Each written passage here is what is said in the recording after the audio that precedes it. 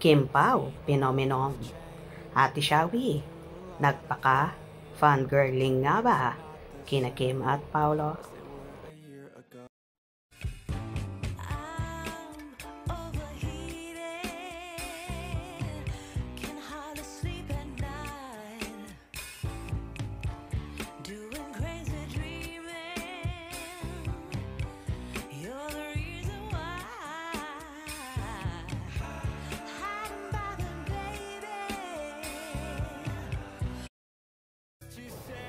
Tila hindi na nga mapipigilan at matitinag ang patuloy na pagsikat ng Kim Pao tandem ni Quincio at Paolo Avellino, na kahit nga mga veteranang actress na kagaya ni megastar Sharon Cuneta ay hindi mapigilan ang ma-amaze at kiligin sa tambalang ito.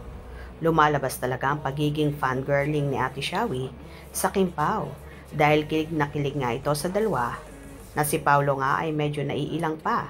Pero panay din ang dikit at papuri ni Ate Shawi sa napaka-sexing katawan ni Chinita Princess.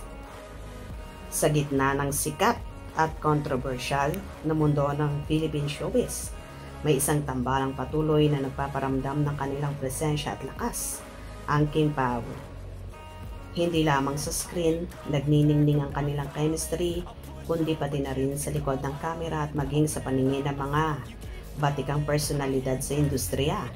Kamakailan nga, lalong umingay ang balita tungkol sa kanila matapos aminin ng nag-iisang megastar Sharon Cuneta ang kanyang lihim na pagsuporta sa dalawa sa pagpapatunay na ang pag-ibig at dedikasyon ng Kim Pao ay totoo, hindi lang gawa-gawa.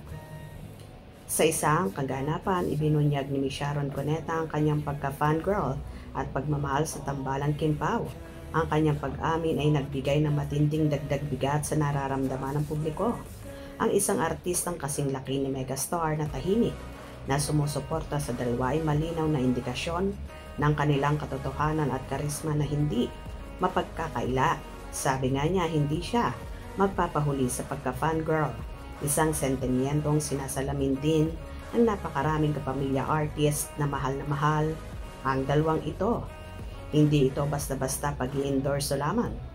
Nagmula sa isang veterana ng industriya, ang papuri ni Sharon ay nagbibigay din sa pambihirang kabutihan at magandang disposisyon ni Kim at Paolo sa isang industriya kung saan madaling lumaki ang ulo at maging mapagmataas. Ang pagiging mabuti ay isang yaman na mas mahalaga kaysa kasikatan. Well, kakaiba naman talaga ang hatid na kilig, karisma at lakas ng tambalan ni Kim Pao, na kahit nga si megastar Sharon Cuneta ay nai-inlove at kilig na kilig sa dalawa. Kahit naman ang mga kasama ng Kim Pao sa kanilang seryeng The Alibay, ang mga bigating mga artista kagaya ni John Arcilla, Shasha Padilla, ay kilig na kilig din kina Kim at Paolo on and off cam. Kaya yung nagsasabi na gimmick lang at for the big screen lang ang tambalang Kim Pao, nagkakamali kayo dahil kahit ang mga veteranang actress-actor ay makakapagpatunay kung gaano ka-genuine ang pagmamahala ng Kim Pao. Hope you enjoyed. Please subscribe for more info.